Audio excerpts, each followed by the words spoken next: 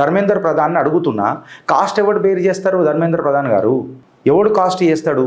నేను మొన్న ఈ విషయం పైన పొద్దున ఎవరితోనో మాట్లాడితే, గిరీష్ ఒక ఎగ్జామ్ కండక్ట్ చేయనికేనంట పర్ స్టూడెంట్కి 1000 రూపాయలు ఖర్చు అవుతుందట.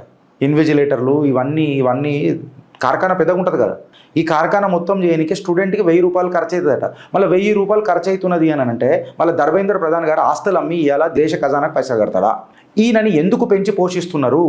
మోదీ గారు ఈయన చేస్తున్న అసమర్థత మీకు కనపడతలేదా? నేను ఇవాళ మాట్లాడుతున్నా, మిమ్మల్ని ఓడగొట్టనీకే విపక్షం అవసరంలే, విపక్షానికి అంత దమ్ము లేదు. ఇవాళ మిమ్మల్ని ఓడగొట్టనీకే స్వపక్షమై విపక్షమై కూర్చొనున్నది. అది తెలంగాణ అయినా అటు కేంద్ర రాజకీయాలైనా. మీకు మీరే ఇవాళ గుంత దోవుకుంటున్నట్టు అనిపిస్తున్నది సార్ నాకు.